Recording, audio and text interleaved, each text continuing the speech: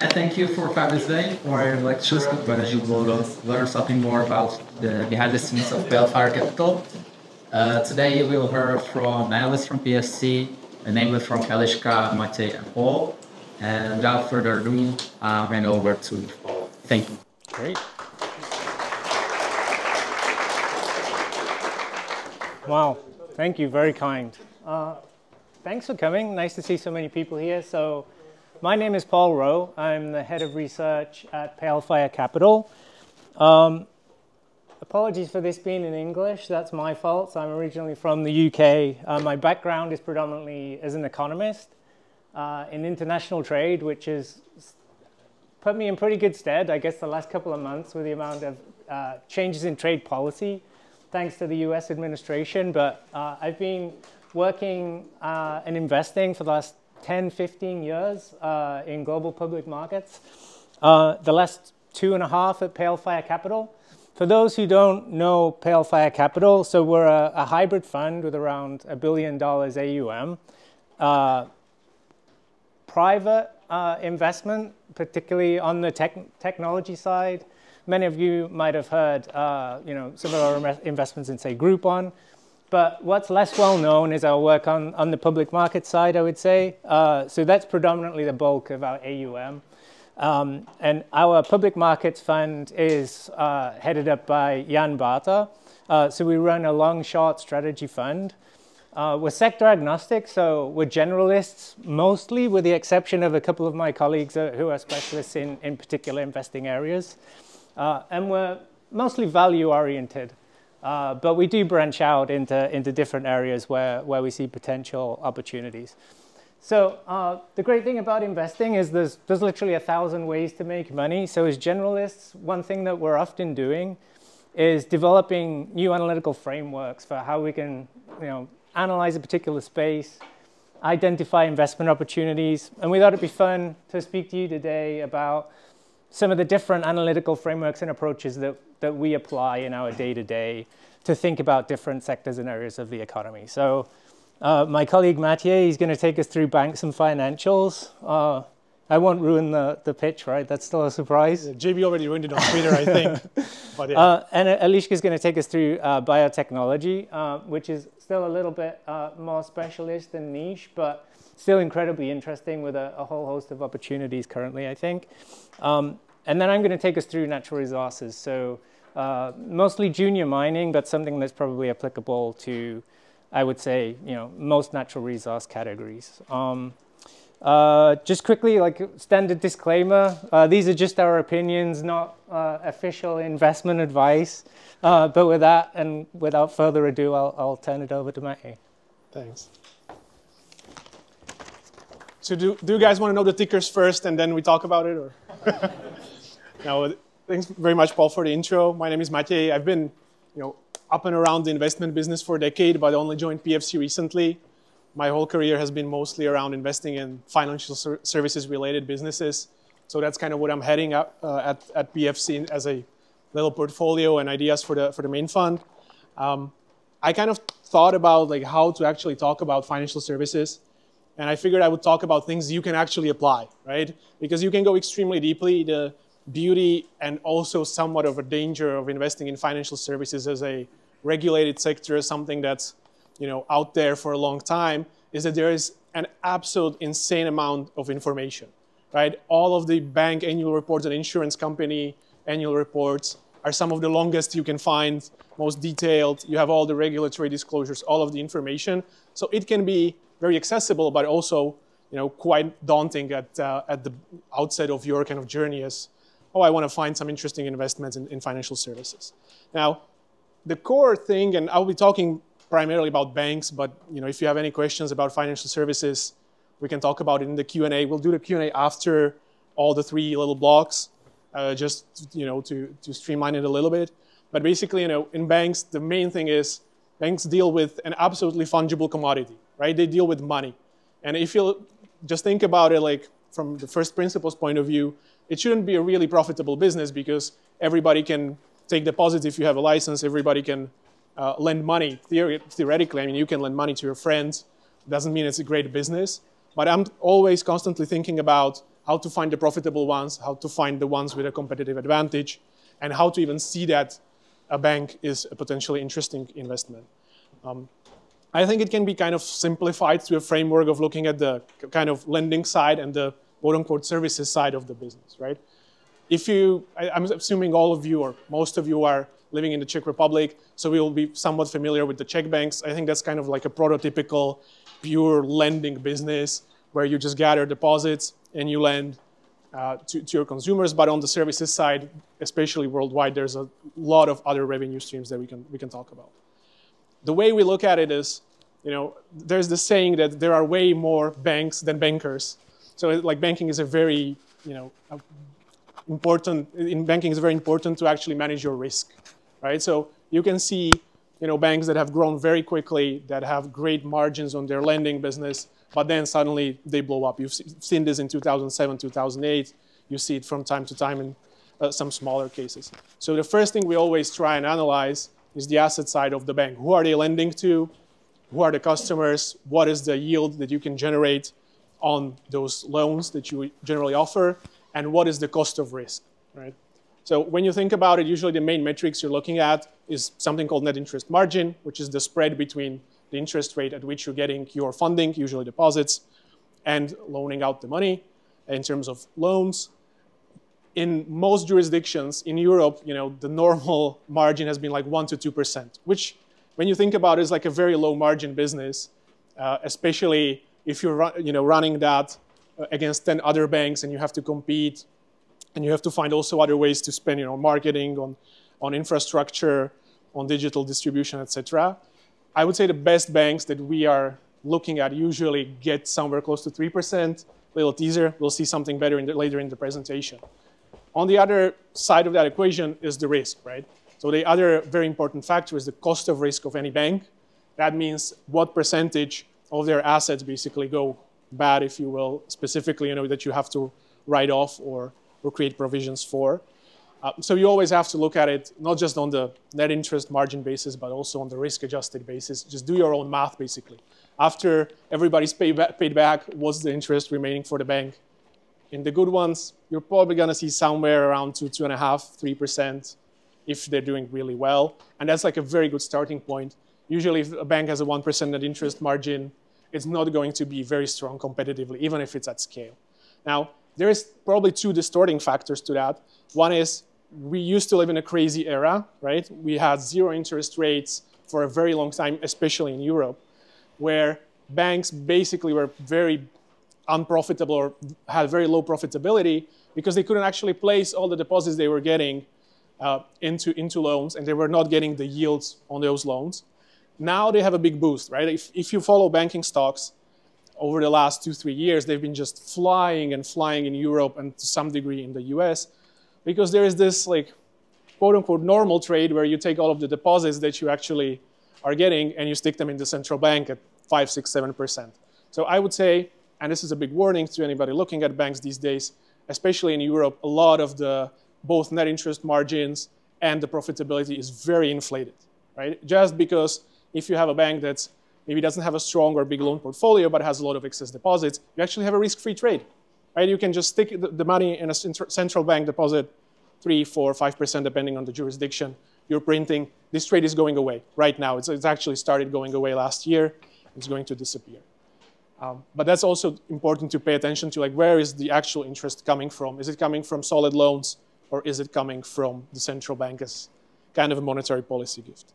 The other big difference, if you're just getting into the topic of financial services, I would always recommend starting with EU because the banks are generally simpler, because they have primarily a lending business. If you look at the US, there's a lot of securities on balance sheets, mortgage-backed securities, CLOs, a lot of investment banking activities, and generally the banks are much more complex, and you have to understand each of the layers, right? You have to understand what happens in the mortgage market when you actually securitize the mortgages. You have to understand what happens in investment banking, what happens in the trading and market making, and so on. So usually EU is much simpler to understand, and historically for the last 2-3 years has also been better value.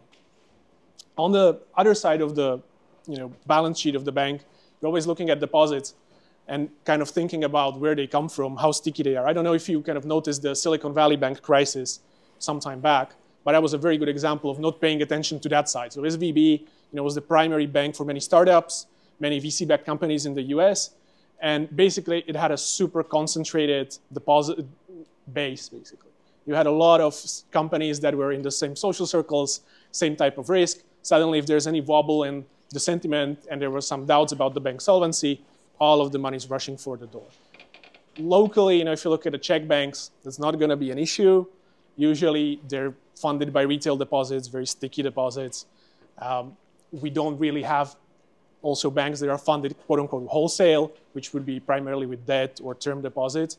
But this is also something that happens quite a lot in Europe. For example, in the UK, we're looking at a few banks that still get most of their money from either the debt market or from corporate customers, not in the form of sticky retail deposits. So you also have to look at the other side and think, okay, if there is a liquidity crunch, if the bank has a slightly worse reputation for a while, is it actually going to stay solvent, or is there going to be a run on the bank? That sometimes does happen, and you have to look at whether the setup of the bank is actually suitable for what they're doing on the lending side, right? If you're making 30-year mortgages, you are really sensitive to money going out the door. If you're making 6-month long consumer loans, not that big a deal. Now, on the services side, the other part of the banking business, historically, at least in Europe, this has been a very small thing that's been going on, right? You had some card fees, some payment fees. When you were modeling banks 5 years ago, you would just model it's going to go down 5% a year because the competitive pressure is killing the fees. It has changed. It has changed a lot over the last 2 years. If you look at the Czech banks like Moneta, Komerční banka, but also all of the other European banks, you actually see a big net fee and commission income engine because banks are relatively successfully building out asset management distribution, insurance distribution, and so on. So this, I think, is going to be a much bigger part of the banking business going forward. And you can find some banks where the split is maybe 4-to-1, but historically has been 10-to-1 in terms of how much revenue and how much margin comes in from lending versus fees. So some of the banks that we're looking at also have a very strong services side, as I like to call it, and that brings some margin of safety during the interest rate cycle and also obviously brings some additional business. Now, how do you actually identify that a bank is good value? There is a few shorthands you can look at. Banks have a beauty in an analytical perspective because their valuations are usually quite anchored to reality. The main reason is that as a bank, you have to hold regulatory capital. In almost every jurisdiction in the world, even in Uzbekistan, as we might see a little bit later, you have to hold some regulatory capital that the central bank or the regulators prescribe. And that means you just cannot go absolutely crazy on lending. You have to keep roughly somewhere between 8 to 12 to 15% of equity to your risk-weighted assets. That means you can analyze all banks in relation to that equity. You can look at, okay, there's 100 million euros in equity, in shareholders' capital in the business. How much am I earning on this capital? Historically, European banks made low single digit, like 3, 4, 5, 7%. It hasn't been a great business.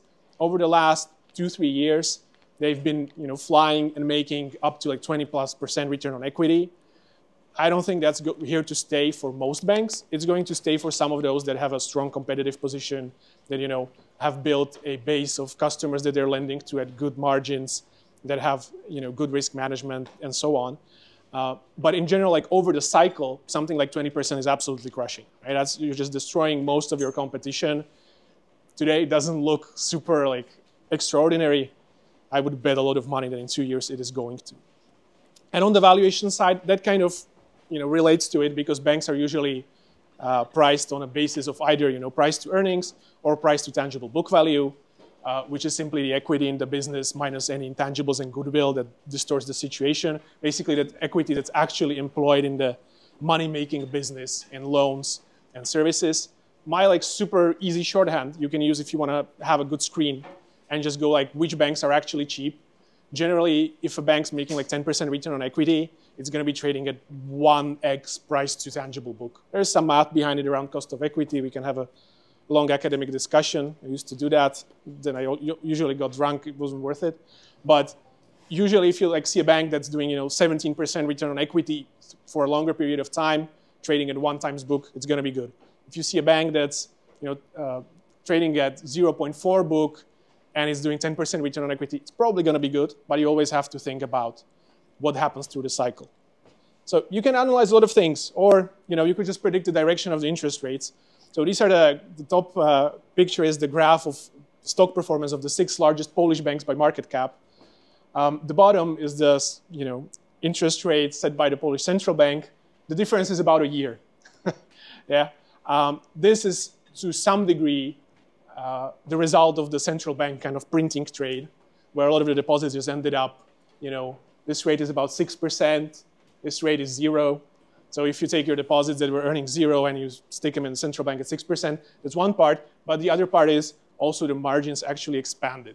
There's a lot of reasons for that. One is obviously the banks in Poland and other countries have been competing with each other very fiercely, pushing their yields down, pushing their returns down.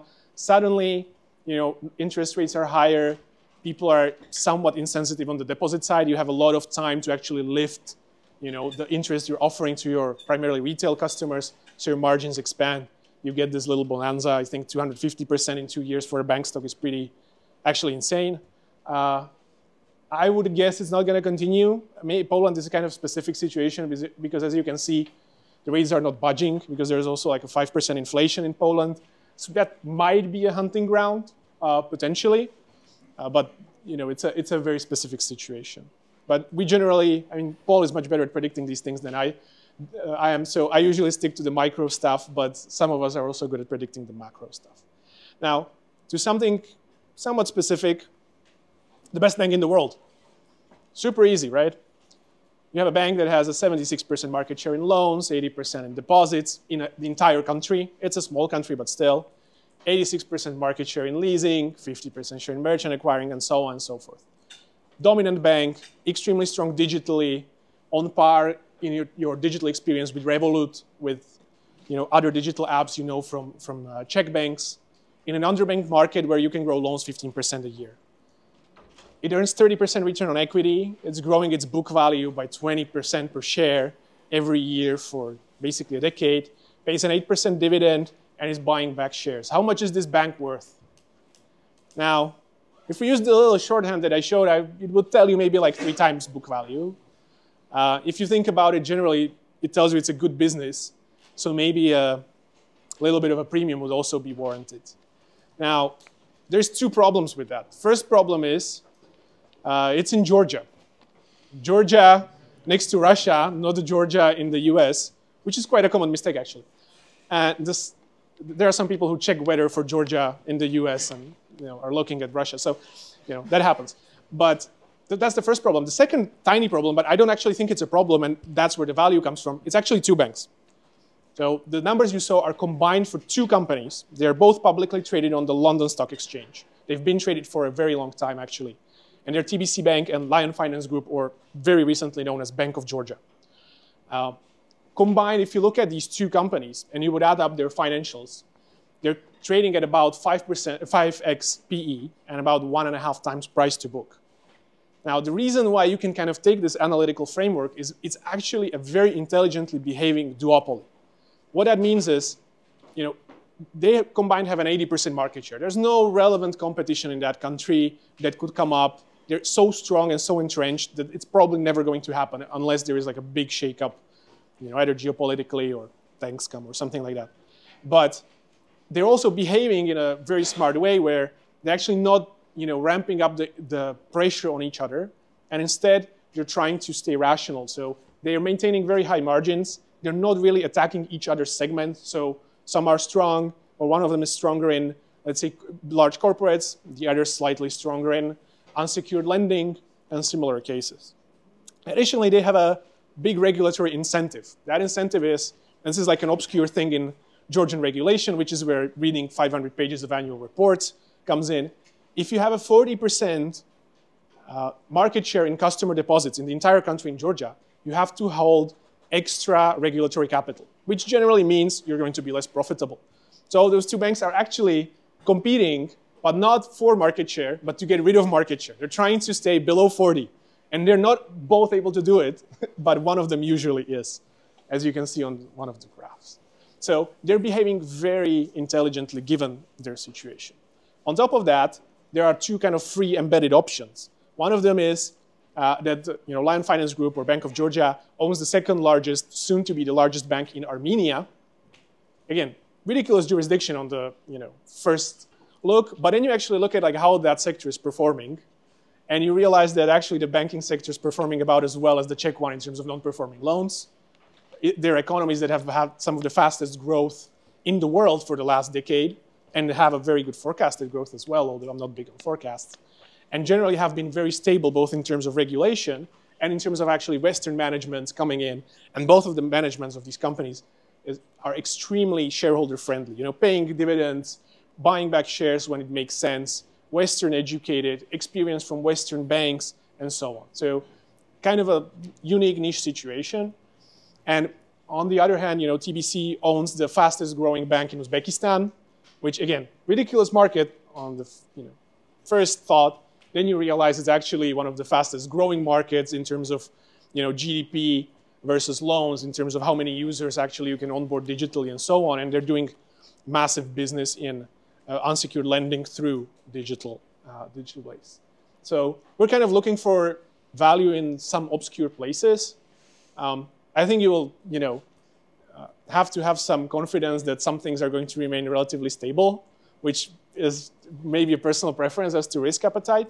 But if these banks were somewhere in, let's say European Union, which Georgia, by the way, almost was, they were candidate country for the EU until December, which is actually way after I originally bought those stocks.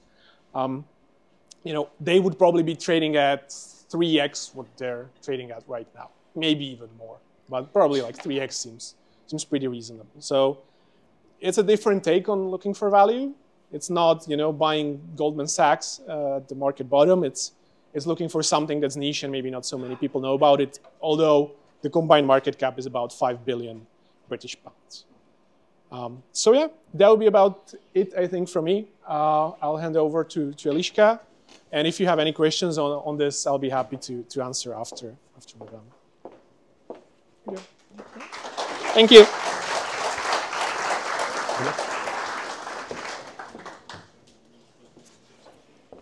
Hello everyone, I'm Eliška Zlámalová and I'm Biotechnology Investment Analyst at Pale Capital. So first of all, can you all hear me? Is this okay?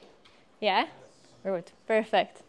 So I will start by saying a little bit about myself, because one thing we wanted to get across here is that you can analyze investments in different ways, but you can also become an investor in different ways. And I come from a little bit different background than Matěj and Paul. Matěj and Paul are educated in finance and economy, and they are real experts in this sector. I came from different place. I studied biology to become a biotechnology analyst. And this is actually a really exciting opportunity for me, because I learned for the first time about this possibility for me becoming a biotechnology investor in a very similar setting to this one. A couple years ago, I was doing PhD at the University of Cambridge. Back in that time, I was this hardcore academic, and one day I decided to leave the lab for a bit, and I went to a talk about different career paths. And there was a biotechnology investor, and she was talking about how she also did a PhD first, but then she wanted to do something a little different. And now she is analyzing biotechs, and she's learning about all kinds of science. She's talking to biotechnology companies, and she's making decisions about where the investments go. And I remember thinking like, wow, I didn't know I could do this, and it's super interesting. And now a couple of years later, I'm here. So I just wanted to say, if one of you here or more of you here is not studying finance, but you find investing really interesting, and maybe instead of finance person, you are an expert in specific industry or sector, you definitely also have the option of becoming an investor. Cool, so enough about me, and let's talk about biotechnology investments. So first of all, I wanted to explain a little bit more theoretically how we look at biotechnology investments at Pale Capital. So we have a biotechnology specialized portfolio for around a year and a half now. And we are looking at companies that are either clinical stage companies or early commercial. So what I mean by that is clinical stage, that they already are trialing their therapy or drug in humans, or early commercial, that they are already marketing their drug, but we are not looking at big pharma, so not companies you might have heard of like Eli Lilly, Novartis, or something like that. And first of all, I wanted to introduce a little bit some sort of things that we look at when we are choosing the company and how we are thinking about it. And here I divided this into two sections. One of them looking at the opportunity itself, what is basically the company doing, and what is the promise they are trying to deliver on. And the second part, the risks. And this is really important in biotechnology, because if you look at this little plot here, you can see that drug development is a very long and risky business, and you have to understand the risks and sort of estimate how likely the company is to actually deliver on the promise. Is the opportunity going to materialize? Okay. So first of all, about the investment opportunity. So we always like to look at what is the disease or the medical problem that the company is trying to address and understand that. So what are the patient's symptoms? What is the problem? How does it work scientifically? What is basically the unmet need for these patients? Is there any other available option already at the market? And is there still an unmet need after the patients have something for them? Other thing we look at is how many patients are there? And if you think about this, this is basically giving you sort of a market size. What is your company able to potentially get? Then we think about the science itself, which is obviously super important. So there you look at the basic science. For instance, is the drug working in a way that makes sense? Is this logically addressing the problem in the disease? Then at the preclinical data, so the data from before humans, and then we always have at least some data from clinical studies. Other thing that we try to estimate is the pricing. And I will admit here that if you are looking at, let's say, clinical stage phase 1 company, trying to estimate the price might feel like guessing, but we are trying to make it at least educated guess. So we are looking at things like how much do similar drugs or therapies cost that are already on the market? How many people are there? This is important because if you are developing a therapy for 1,000 patients, it's almost certainly going to be more expensive than if you are developing a therapy for millions of patients, because you just have to cover your costs. Okay, and then other thing that is important is intellectual property and the protection that you have. And we always like to see a unique product, large enough patent portfolio, and patents that last relatively long. And this is because, as I said before, it takes a long time to develop a drug, and you want to have some time on your patents after you get to the market.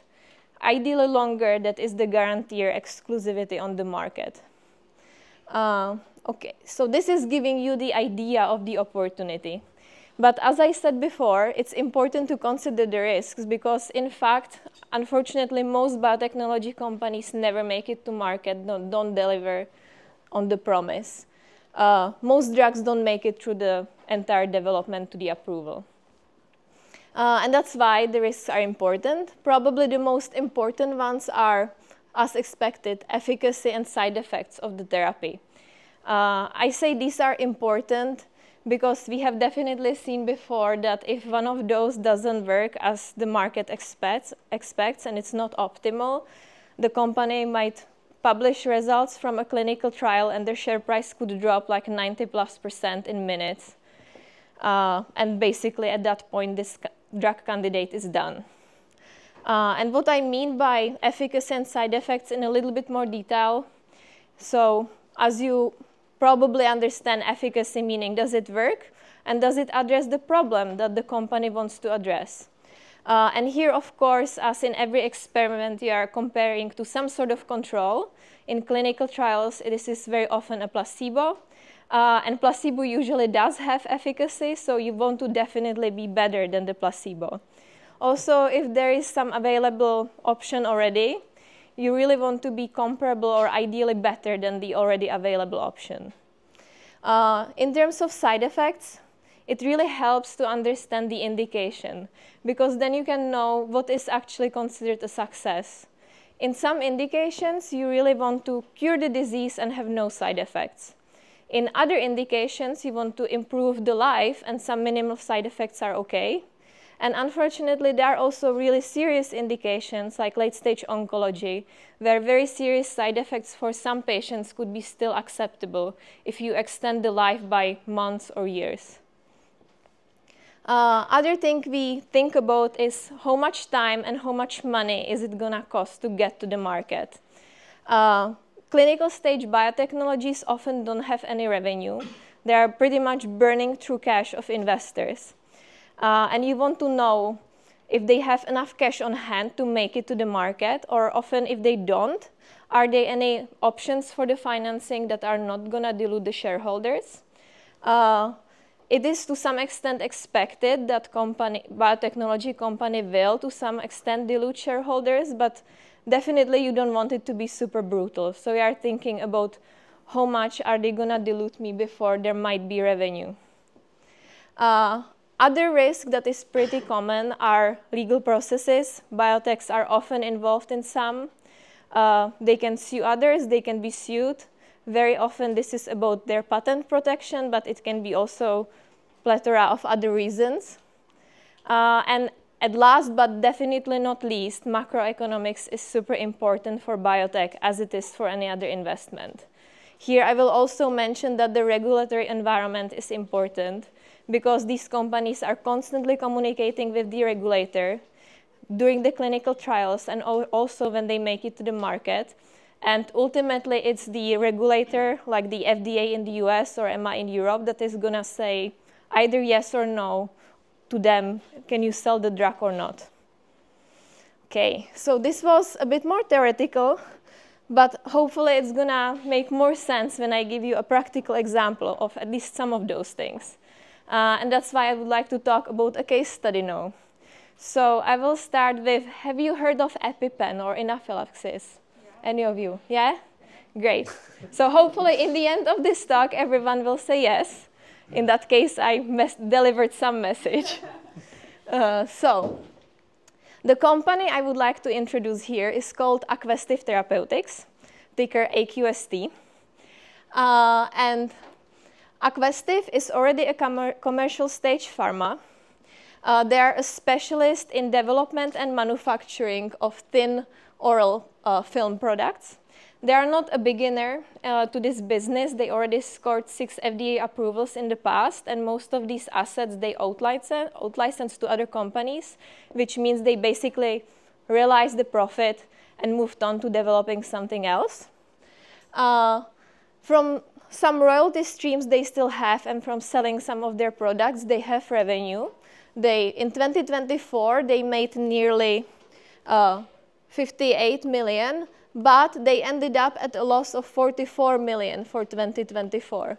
So you are probably asking now, why is that a good investment? A company that is burning 44 million per year, right? Doesn't sound so great. And the answer to that is the portfolio or the pipeline that they are developing.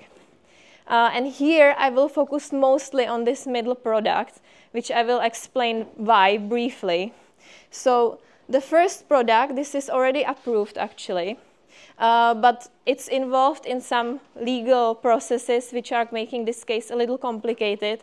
And also the optimistic estimate of the revenue stream from this candidate is 100 million, which is great. It definitely boosts the revenue of the company, but it's not a game changer for a company Aquestive size, which is now around nearly 300 million market cap and 250 million enterprise value.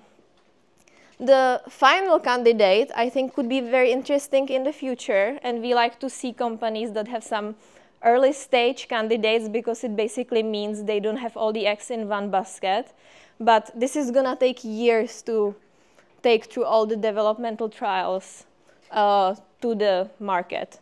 And that's why we feel that Anafilm here is at the sort of a sweet spot. It's close enough to the market, and the revenue estimates could be $1 billion. So a huge, huge upside potential for a company Aquestive size. So I will, for the rest of this talk, mostly talk about anafilm. So anafilm is epinephrine sublingual film that is indicated for anaphylaxis, which is basically the shock that you get during a very severe allergic reaction. 1 in 20 people in the US actually suffer from very severe and sometimes life-threatening allergies. So this is pretty common. And the current standard of care for anaphylaxis is injectable epinephrine. The most known product is EpiPen. And on paper, EpiPen works really well. The efficacy is great. Side effects are very manageable. But in the real-world scenario, there are some problems. And the problems are mostly people don't like needles, people don't like injecting themselves, and people don't like injecting others. Most of the time. And this leads to a problem, and that is that only 60% of EpiPen prescriptions are actually filled. People just don't pick it up even when they are prescribed. 25 to 50% of people will actually just decide not to inject when they should. And 40% to 60% of people will delay using EpiPen up to 18 minutes, and that can be actually life-threatening during anaphylactic shock. Other problem with EpiPen, maybe some of you have seen it, some of you might even have it. It's a relatively bulky object. And you should always carry it too with you, because in a very serious situation, you should have a plan A and plan B. They usually don't fail, but if one does, it's important to have the second one. And because it's bulky and inconvenient to carry, around 50% of people that should carry them just don't carry them at all times. And another thing that actually surprised me a little, there is quite a high rate of error when people are using EpiPen. In approximately 1/3 of cases, people don't use the EpiPen as instructed, which is quite interesting. So we feel that although there is a product on the market, there is also a large unmet need. And that's something that Aquestive is trying to address. So now I will take you through the strengths of the investment and also through the risks later, basically, as I described in the first slide. So the strengths, as I said before, we have a very large addressable market here. Up to 5% of Americans have experienced anaphylaxis. This is going to be similar percentage in Europe or somewhere else if Aquestive decided to actually expand outside of the US. And peak sales are estimated to be up to $1 billion. Could be even more in the future. There is significant unmet need and desire for non-injectable options. I think this is true for everyone, but it's even more acute for children. Other thing is that Aquestive right now is the only orally administered epinephrine product that is in development. It's very easy to use. It's small. It looks like it's a stump size and weight. You don't need any water to use it. It dissolves in your mouth immediately, and you don't need to swallow, which is actually really important because it can be difficult to swallow if you are experiencing anaphylactic shock. Other thing that is a strength here is that anafilm is late-stage product. What I mean by that is that it already underwent the phase 3 trial. We have the data, we have seen the data, and efficacy-wise, it's quite comparable to injectable epinephrine. In fact, it acts faster. It's well tolerated, and there are no serious side effects. And actually, approximately a month ago, Aquestive filed for approval of anafilm with the FDA. So right now, we are at the time where, together with Aquestive, we are waiting for the response from the FDA. Then another point that I would like to mention is Aquestive is relatively well-funded. And what I mean by that is that they should have enough cash if there are no delays to make it to the market without further diluting the shareholders, which is, as I said before, important to consider. and no to the risks, which of course can be sometimes as important to consider as the strengths, and there are always risks to biotechnology investment. So probably the biggest risk, as I see it, is that Anafilm is not going to be the first non-injectable product on the market. If everything goes well, it's going to be second. And this is because ARS Pharmaceuticals got approval for the nasal spray Neffy in 2024, less than a year ago. While this is, of course, a major competition for Aquestive, we feel that the market is so big that there should be space for 2 products that are non-injectable. And also, if you look at these pictures here, so this is EpiPen that you might know. This is how Neffy looks like. So it's definitely much smaller and more convenient. But you always have to carry 2 of them. And so then you have to carry a little bag like this, which still means that you have a bulky object in your pocket or you have to have a bag with you. I think Aquestive is sort of doing very neat marketing with designing their film so that it can fit into a case of a phone. And they did a little survey that showed, not surprisingly, that most of us just never leave the house without the phone. We might leave without the pocket, without the wallet, but we don't leave without the phone. And within minutes of not having the phone, we immediately feel a bit anxious. So this is this one rare occasion where the society being totally addicted to phones could actually save some lives if you carry Anafilm with you. So we think that it could be the preferred product on the market. Other thing that is a risk is that there could be a rejection of the drug by the regulator or some delays. And this can always happen. As I said, we know the phase 3 data, and that's great, but the FDA is always going to see more data than the investors. They are doing also visits to the labs, visits to the clinical sites, to the manufacturing sites. And there always could be a problem that is sort of unforeseen for the investors. So you always have to account for the risk of rejection or delay. Great example of that is ARS Pharmaceuticals. They were actually asked for more data the first time they asked for approval, so there were significant delays to their spray Neffy getting to the market. And finally, I would say the macroeconomics here is for sure a risk. There has been a lot of changes done by Trump administration, and this is everything from tariffs. There is a lot of talk about pharma-specific tariffs. I think this would not be devastating to Aquestive because Aquestive is actually manufacturing themselves and they are manufacturing in the US, but some of their ingredients could get more expensive. And other thing is that there have been changes made to the FDA, and investors are still sort of waiting to see if the FDA is going to work the same or differently than before. So we are observing this situation very closely. But in summary, we feel the reward here outweighs the risk. So we like Aquestive as an investment, and that's why we add it to the portfolio. So thank you very much for your attention, and I'm very happy to answer any questions in the end after Paul. Thank you.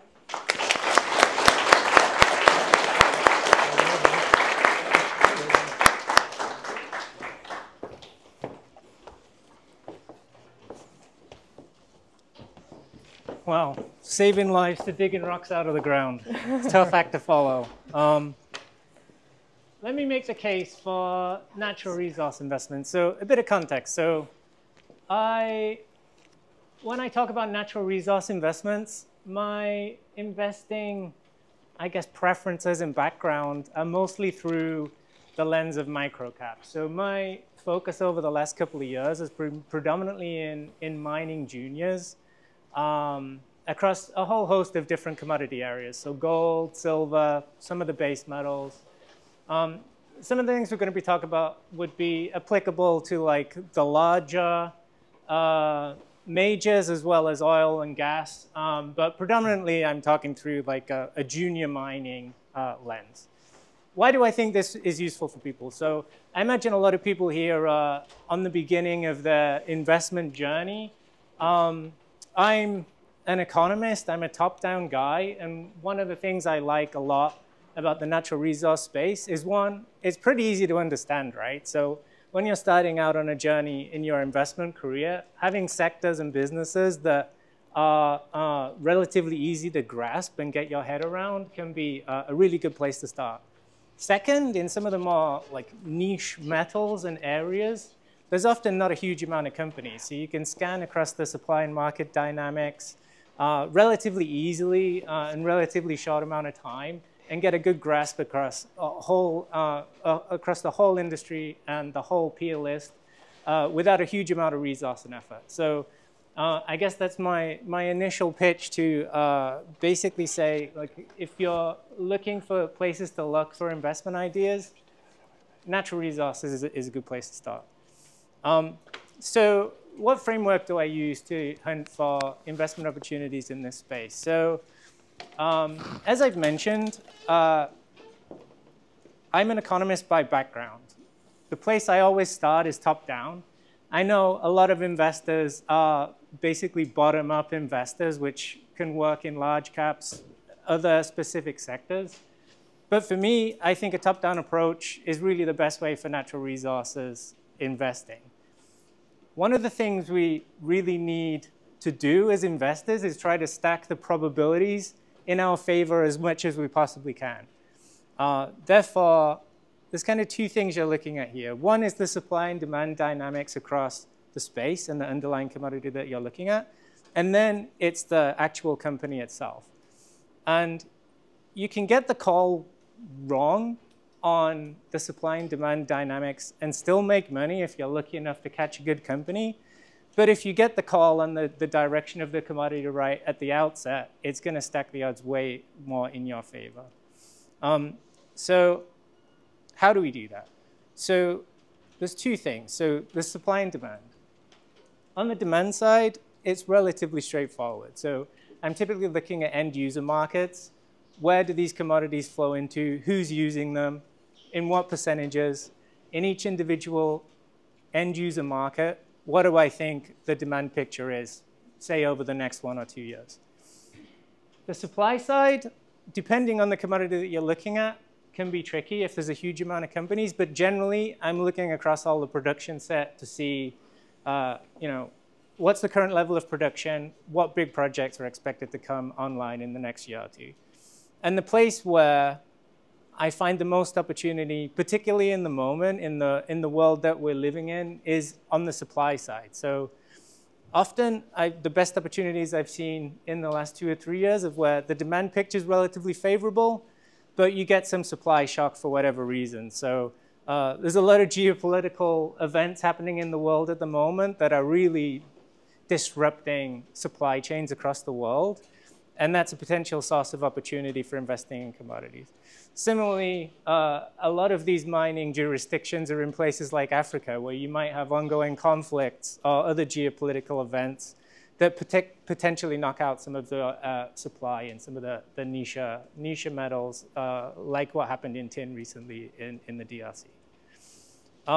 So once you've got a view on the direction, the next thing you need to make a call on is, how am I going to play the thesis? So you could buy the underlying commodity. That's fine. The way I like to play it is via juniors. So for me, I think juniors offer a good risk-reward potential as they're basically levered to the underlying commodity.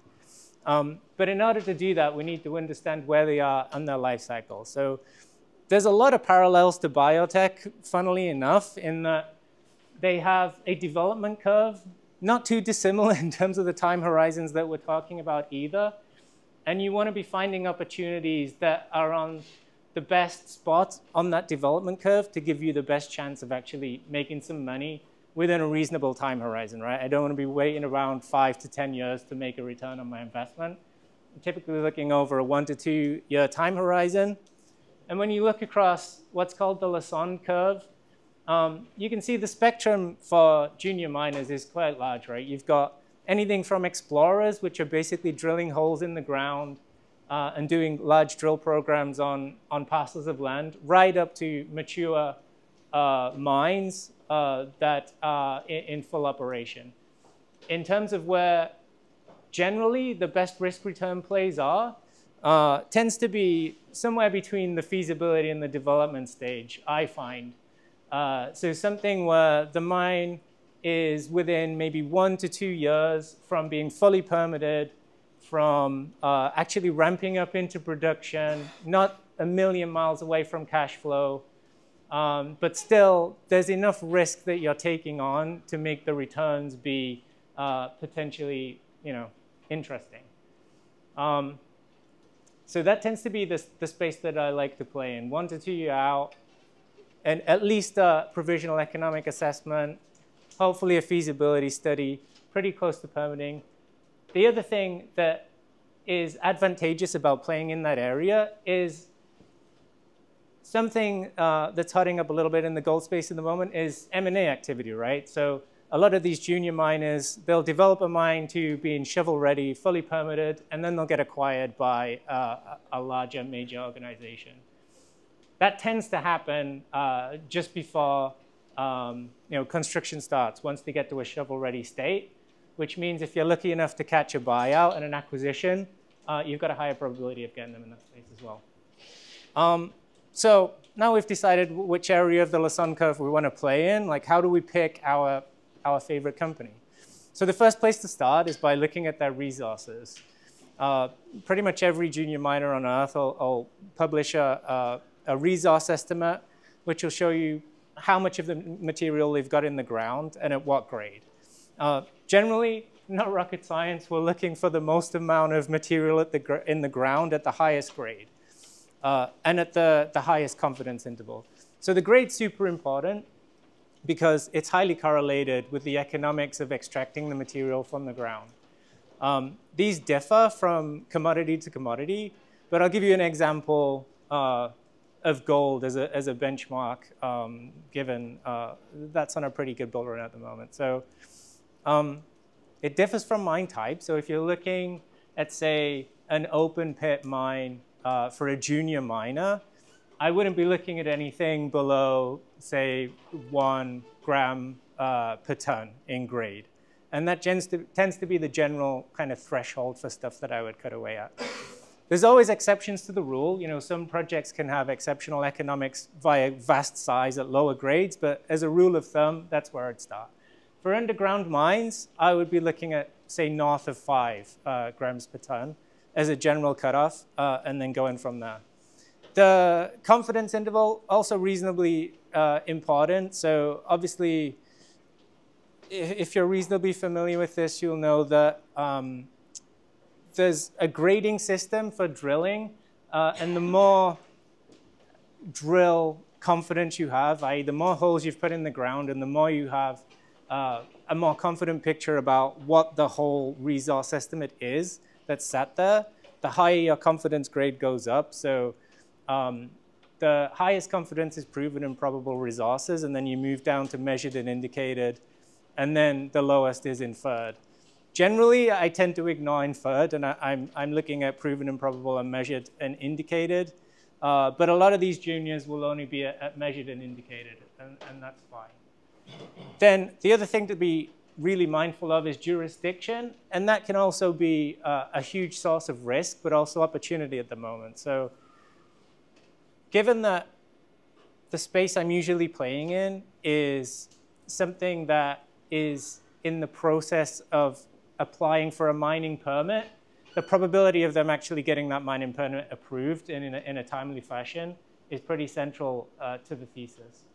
So we're looking for mining-friendly jurisdictions, of which there are many in the world, but that picture is changing a lot. So, in the US right now, with the mining executive orders that Donald Trump is throwing out there, it's becoming an extremely friendly mining jurisdiction, and that's a very interesting area that I'm spending more time looking at. The classic ones, like in Latin America, tend to be pretty favorable. In Africa too, but then you've got some additional geopolitical risk plus tax risk, depending on the jurisdiction you're looking at. But generally, I tend to be playing in North America and Latin America, and maybe some African jurisdictions if they're not too unstable. It goes without saying that they're like any business. The best companies that we're looking for are the ones trading at the best margin and with the lowest Capex intensity. The margin is relatively easy to understand. So if we've got a provisional economic assessment or a feasibility study, then they will have estimated an all-in sustainability cost, which basically gives you the ongoing operating cost that they've estimated for pretty much everything in the mine. For some commodities, this may not be available. They'll have something like a cash cost, something very similar. One thing that often gets neglected is the Capex intensity. So depending on which commodity you're looking at, the cost of developing a mine can be massive. So in copper, for example, for a reasonably sized copper mine, you could be looking at anything like $2 billion to get the mine up and running. If the market cap of the company is like $200 million and they need $2 billion, that's probably not going to work out so well for the existing shareholders once you get to financing. So I'm looking for something that has a reasonably good Capex intensity. An easy way to do this is NPV to Capex ratio. So if they've got an NPV estimate for the project, you can look at the Capex, you can ratio it against the NPV, and generally I'm looking for something that's at least higher than 2 times NPV to Capex. There's some exceptions to that in certain industries, but generally, certainly in the precious metal space, that's what I'd be looking at. And then once we pull all that together and we have all those pieces of information, we can do evaluation. And I favor kind of simple, quick, and dirty methods to get an easy picture across most of the peer set that you're looking at.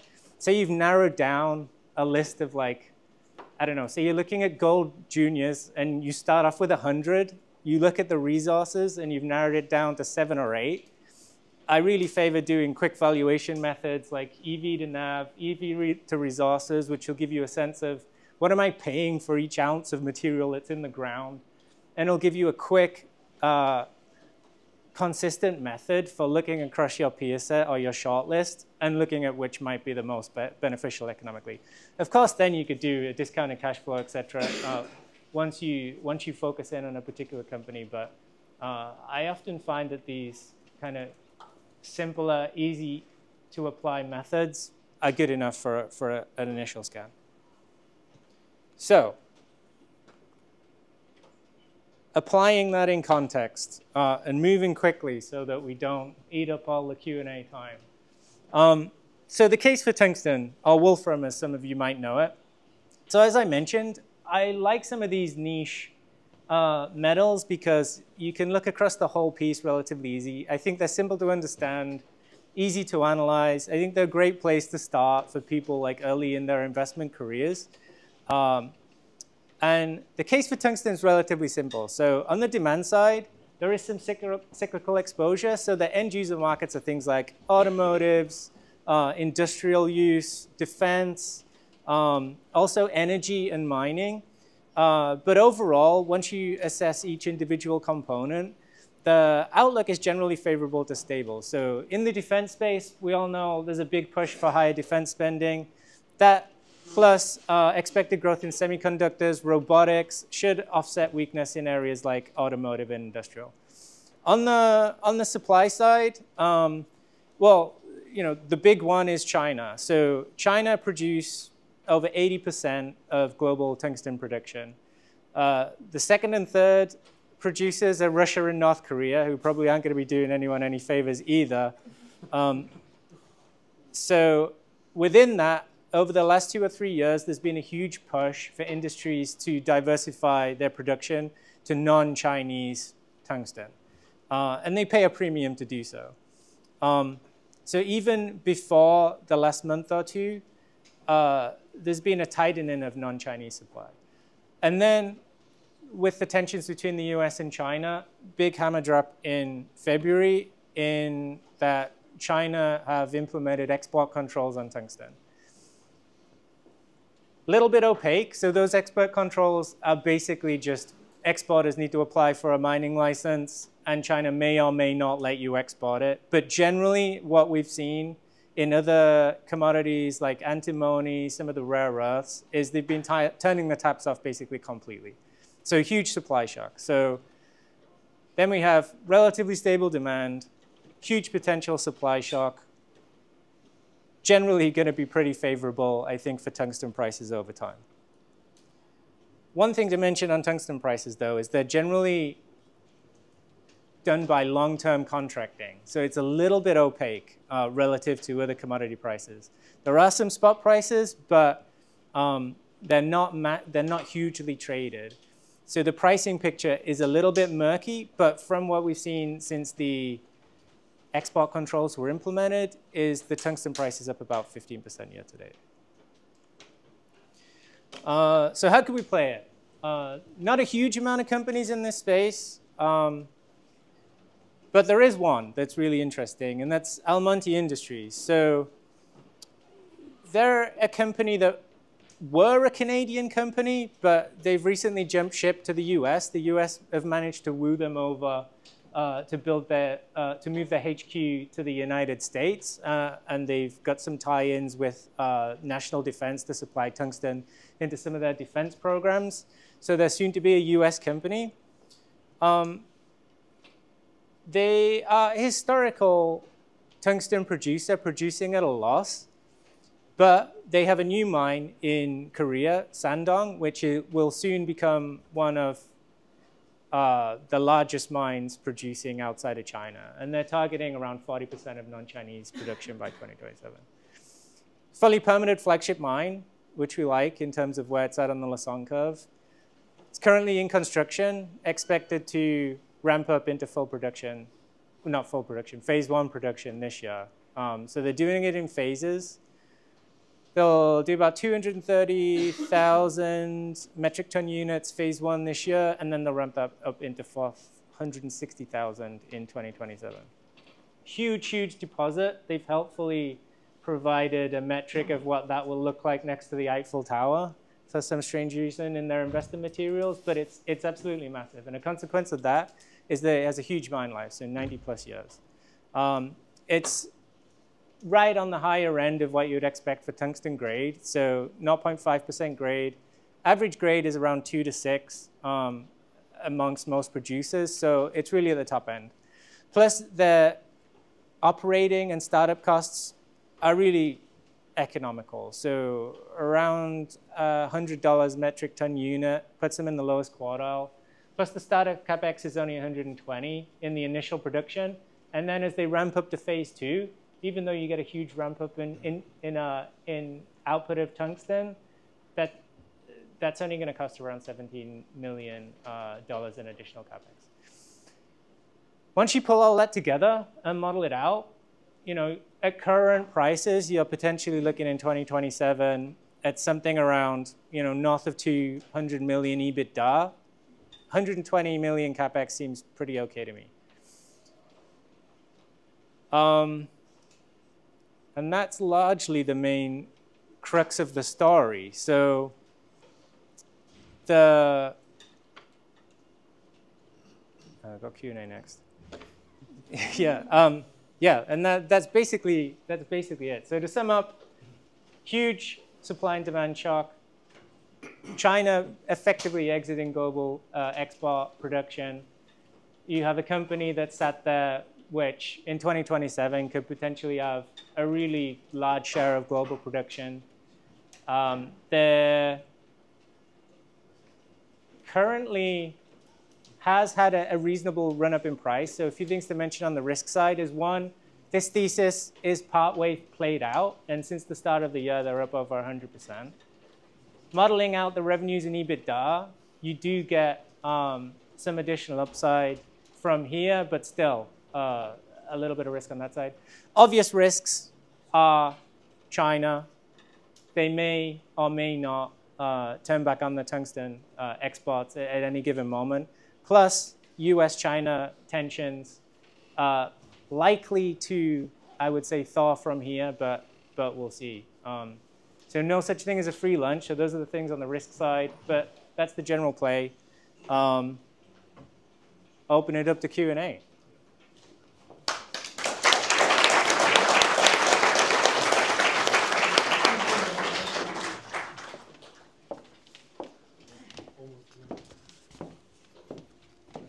Who's the bravest? What, in terms of similarities between your guys' segments and industries, what do you perceive to be biggest?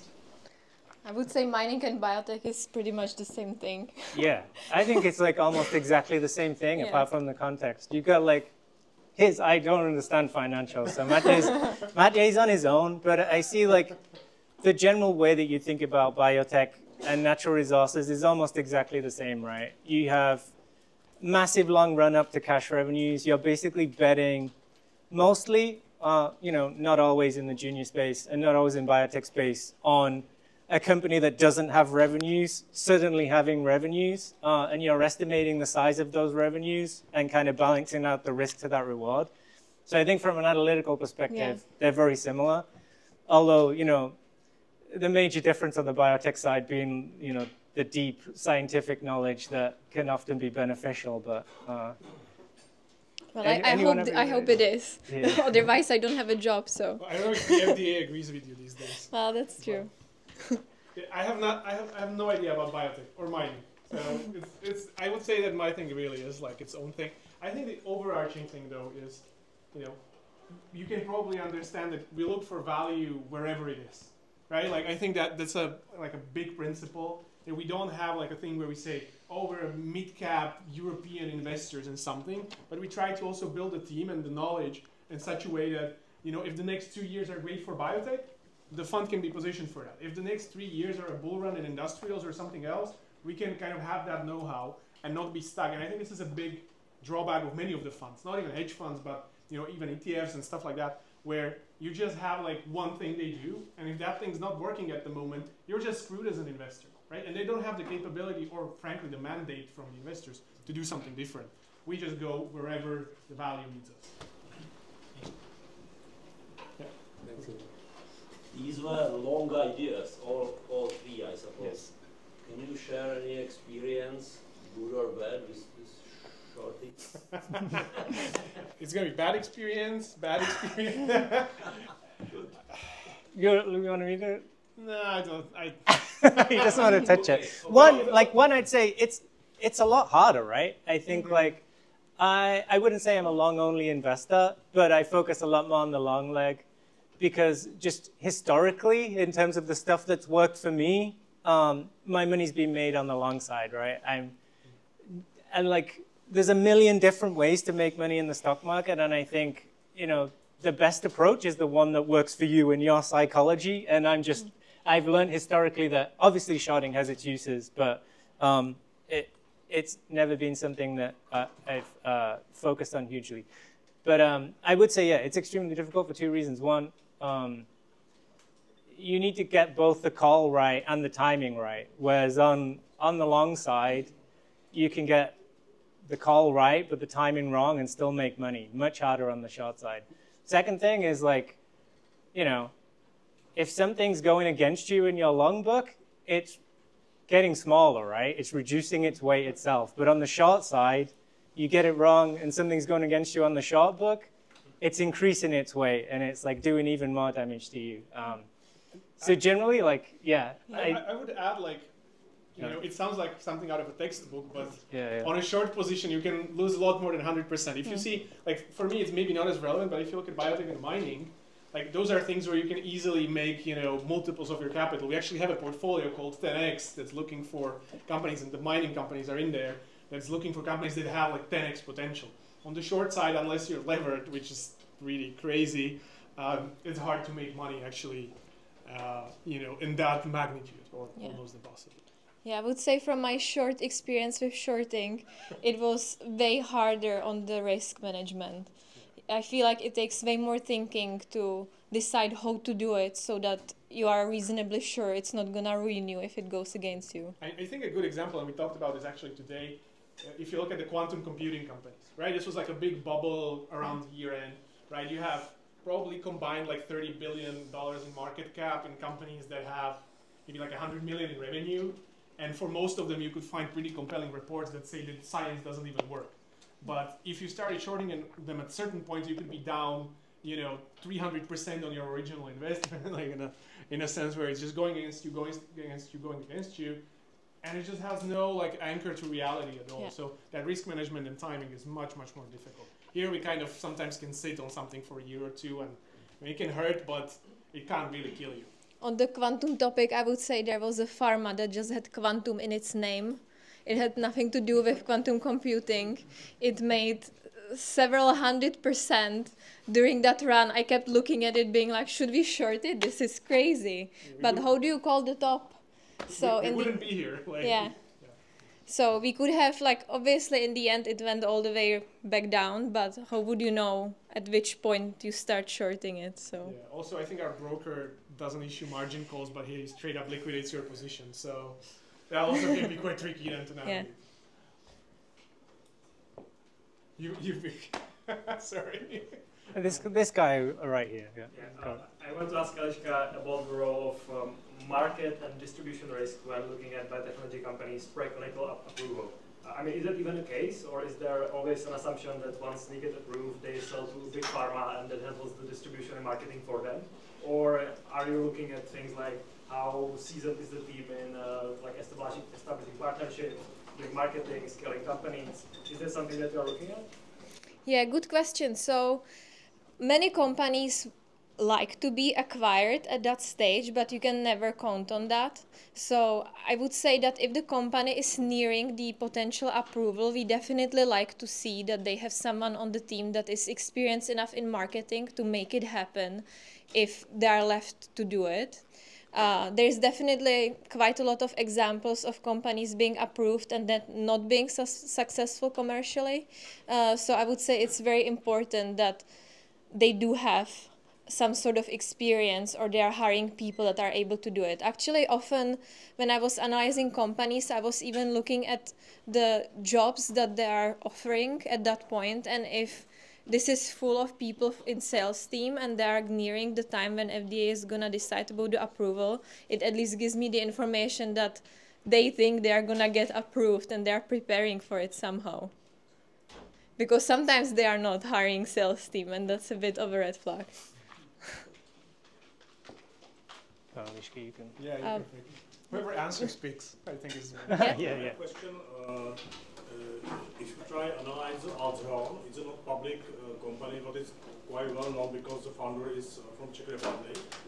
And what is your opinion about it? I have heard of it. I haven't analyzed it deeply. It's not public, right, you said. So I think we are not investing huge amount of time in analyzing non-public companies. Actually, in terms of the candidate that they are developing, the mechanism I quite like. I know that recently they actually had some bad results. So we are sort of observing it a little bit from the distance. There is unfortunately a lot of non-successful trials in Alzheimer's, and I think it's a very, very complicated disease to address.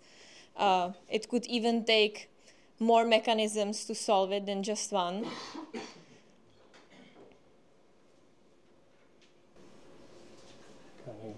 Now you have to pick again. Okay, so I'll have two questions to Eliška and one to Bob, okay? Yeah, go for it. So to Eliška, as an expert in the biotech field, if you would have a biotech company's portfolio only, how Which many we do. companies you would have to have in the portfolio to feel comfortable Good question. that you're not just gonna get busted, right?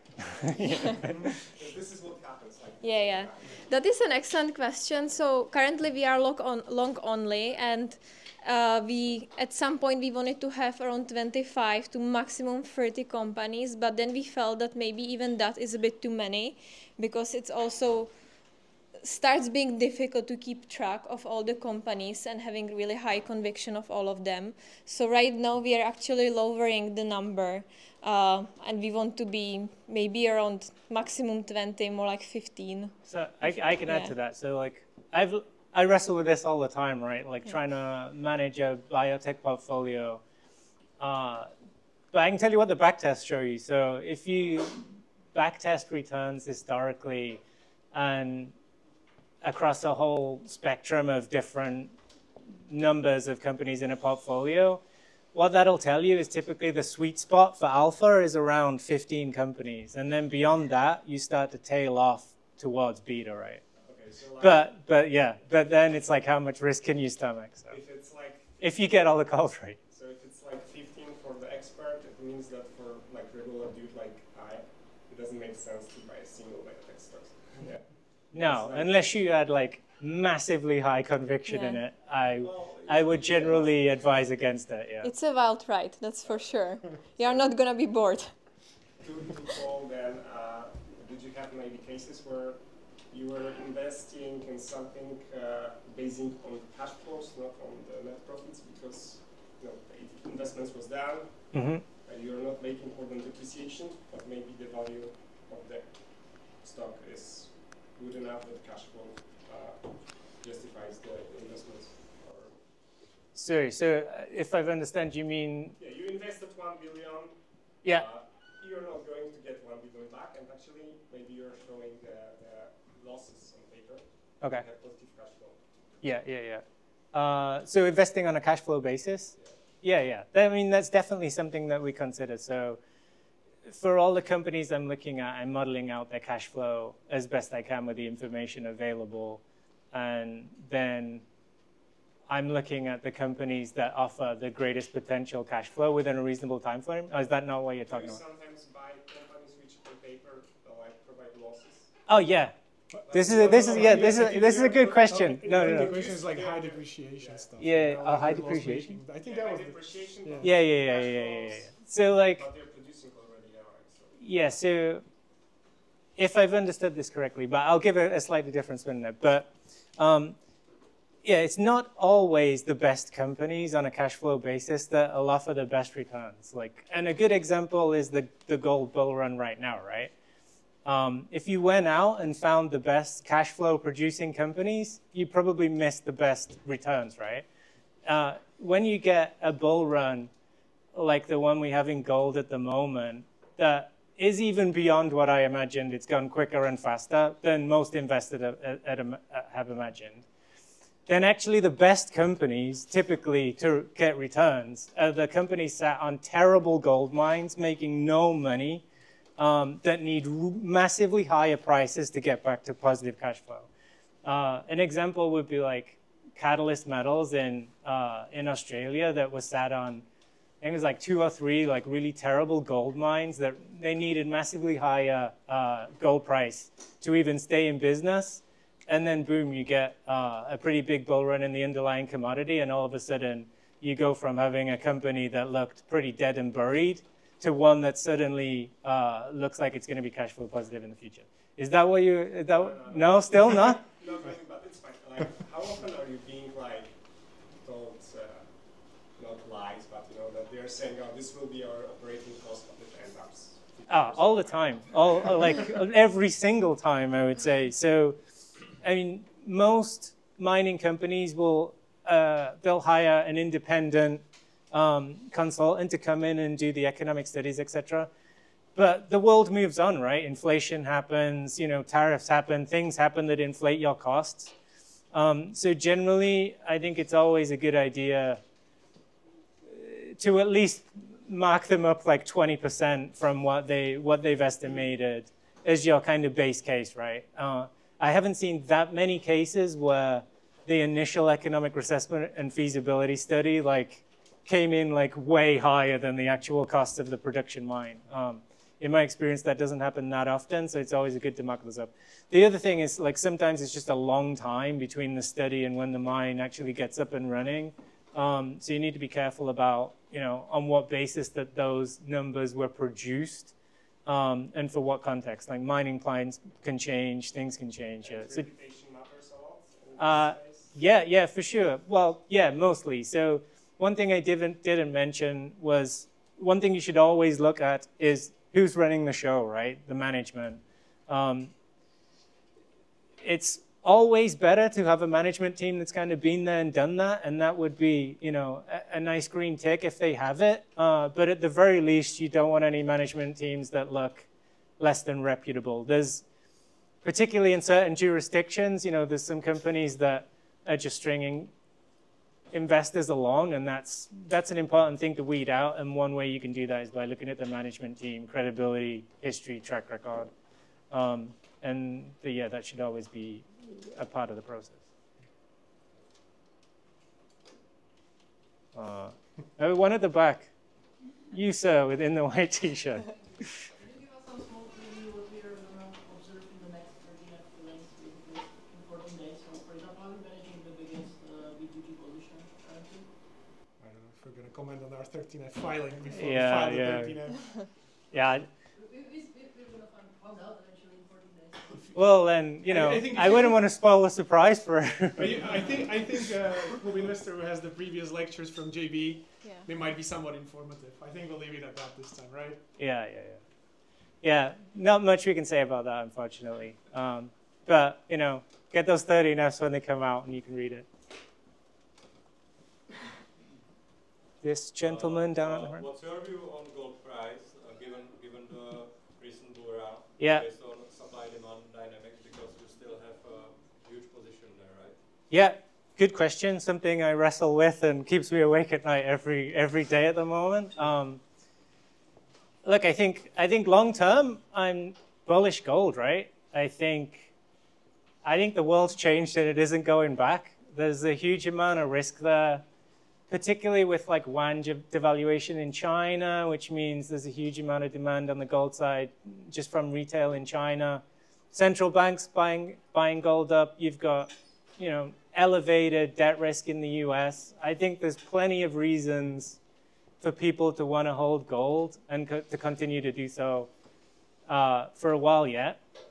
Short term, bit nervous. It's been a really crazy run. I think like larger and quicker than I'd expected. I think like here, if this was like a run-of-the-mill bull run in gold, this would probably where I'd be bucking a lot of profits, right? Like, you know, I don't know if there's any fans of like technical analysis, but definitely exhibits signs of like, you know, a blow off top in gold, which would be the typical, one of the classic signals for me to maybe take a little bit of money off the table there. But I genuinely think this time probably is different. I think the structural factors at play. I wouldn't expect to see like a short-term correction, for sure. In fact, I expect it. Maybe a bit of consolidating, but I'm still long-term bullish. But some of the easy money is obviously being made at this point. Sorry, a bit cryptic, but maybe hopefully. if we can ask one or two more questions, Yeah, go for it. and then sadly we're up to time. Paul, it's still your pick. This gentleman in the. Hello, I have a question for Eliška. What's your opinion about the potential commercial success of gene therapies? I know you has a position, or at least you had a position at Unicure, and these gene therapies usually cost $multi-million. So, what do you think if some competition like PTC Therapeutics gain approval for their intermittent protein lowering therapy? Yeah, that's an excellent question that also we ask about every day. What I would say is that, for instance, Huntington disease is pretty large market, so I think that the price of the gene therapy there could be a bit less than we were used to from very rare diseases. We are holding some positions where we are even looking at gene therapies for very common diseases. And as I said before, the pricing is often derived from how many patients you have. So far we have seen rare diseases and gene therapies for them, and that's why these gene therapies were priced at something that sounds crazy, like $3 million per patient. But I think that if we had gene therapies for diseases that are maybe millions of patients, then the gene therapies are going to be as cheap as everything else. So I feel this is all about, are the gene therapies going to be effective enough and safe enough? And if this is the case, then I feel it's really just the sentiment that needs to change, and they can be as successful as any other therapy. Does that answer the question? But I would definitely say, of course, if Unicor gets to the market and then there is a competitor with, let's say, simpler modality, it's going to be a major competition, and it could hurt their revenue at that point. But in the common indication, the one and done therapy long term can be cheaper for the insurance company than something that you have to take every single day for the next 30 years. So I think it's also important to look at the price into the future and not just in the very moment where you have to sort of cash out a lot. Okay, so you think that therapies against, for example, hemophilia should be successful one day if prove their long efficiency? Yeah, so that is definitely so far commercially not doing so well, as you clearly know. So I do feel that a lot of it is also about the sentiment. So I think that if that changed, that could definitely help. But I think there could also be gene therapies that are sort of positioned at more commercially favorable spot in terms of the indication, let's say. I think also recently some unexpected side effects, for instance, if you know Sarepta and all these things, didn't help the cause. Okay, I will go into this half of the audience. For two last ones. Two last, okay. Okay. Maybe the gender. I have a question for Paul. Oh, yeah. What scenarios do you have for a macro in general for US stocks for this and maybe next year? Oh, yeah, nice easy one. You're not going to burn yourself on that one for sure. Position your fund in general. Yeah. This time. Yeah, I mean, good question.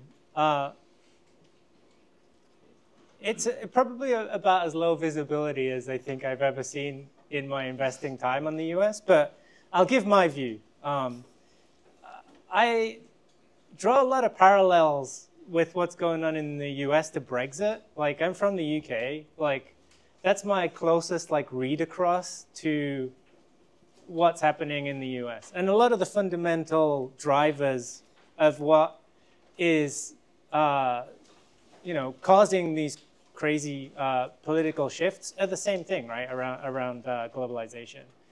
But if you look at Brexit, when the UK, they put up pretty significant trade barriers, with like 50% of their trade, right? Who were the winners? In hindsight, I can't think of many, right? It was pretty bad for pretty much everyone, apart from maybe some financial centers in Dublin, Paris, and Frankfurt, right? If you were trying to, even now in hindsight, although it's clouded with a pandemic, to go back and pick some winners, it'd be really tough. So, you know, generally in the US, you've got a pretty hefty supply shock on the horizon, plus general cutbacks, fiscal tightening. For me, when I'm looking across where I want to invest, at the valuations that you have in the US right now, it doesn't seem like a reasonable slowdown is priced in, but I think one is pretty probable. So for me right now, the US market doesn't look that attractive on a risk-return basis. When you're looking at the general market as a whole, I think, you know, for me, if I was going out and allocating a fresh book today, I'd be looking to position it quite defensively. Probably outside of the US, like, you know, Europe, gold, maybe even short the US. Like, so you can look at the 13F. Last one. You choose. I think there's a gentleman who's had his hand up for like 15 minutes. Yes. Yeah. Okay, so I was like, Mr. Barta mentioned in his previous lectures that you use leverage in most of the plays. So I would like to ask how it differs between your three branches. And also, for example, the ticket size, because I can imagine that with leverage, you are buying for the Kyrgyzstan or Uzbekistan bank, it can be like kind of hard to buy the position on the same level. It's surprisingly liquid. It's like a 2.5 billion market cap each in British pounds, so it's not that difficult. But yeah, there's some less liquid stuff in some of the smaller portfolios. Do you want to take it like broadly, or? Yeah, I can. You know, I think it differs from position to position. Like, generally, the things we're talking about here is the stuff that's too small for Jan to care about. It's the smaller plays, like a little less liquid. You're probably not going to be in them in huge size, right? So it differs from portfolio to portfolio, and also risk reward, right? So for Matěj's book, you might consider taking on some leverage. For biotech, for junior miners, I would consider them pretty levered enough just by virtue of what you're already investing in, right? So those don't tend to be positions that we would lever up in any significant way, and I'd be playing them a little bit more cautiously. And then some of the bigger ideas end up in the main vehicle, main fund, if you will. And then there's, all bets are off at that point, I think. But basically, like, kind of our roles as well, and we have obviously other team members. There's like 10 of us roughly. We kind of try and generate ideas that ideally, can scale. It's not just about finding less, known things, or even ideas where you can put in 10, 20, 50 million. But at the same time, with some of the smaller portfolios, we can be quite nimble and look at stuff that's maybe 100 million market cap, where obviously Honza's not going to be putting a whole lot of money. Maybe it's not going to be worth his time. Internship. Yeah. Right. Before we wrap up, just a quick plug. Wrong way. If anyone's looking for internships over the summer, we do run internship programs. They tend to be pretty low-key, unpublicized. So we wanted to give you an opportunity. If anyone here is looking for something, please reach out. Super flexible on time and availability. Like, if you've got a reasonable chunk of time over summer and you think you'd be interested to come work with us, then send a CV, brief description of why you think you'd want to come work for us over to my good friend Matěj at matěj@pelfire.com. And we'll get back to you. So if that's interesting, please reach out. Tell anyone else who would be potentially interested. We will be publicizing it in a couple of weeks, so you'd have an opportunity to get in fast. Maybe it's going to be gone. You never know. There's some limited slots there. Yeah, exactly. So quick plug. And that's it. Yeah, maybe if I may, just on a personal note, big thanks to Klub Investor for having us. I've actually been one of the people running it like a decade ago, so it's super nice that you guys are still going. And kind of, for me personally, I was thinking about it when Eliška was telling her story. It kind of came full circle as well. So thanks for organizing this, and big applause, please, to Klub Investor.